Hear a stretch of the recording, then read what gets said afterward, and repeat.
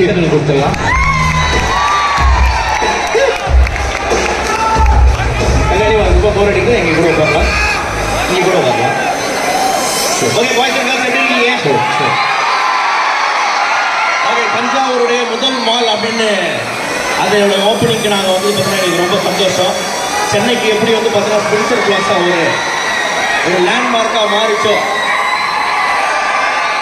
அது வெள்ளக்காரங்க ஓப்பன் பண்ணது, இது நம்ம ஊருக்காரங்க ஓப்பன் பண்ணது.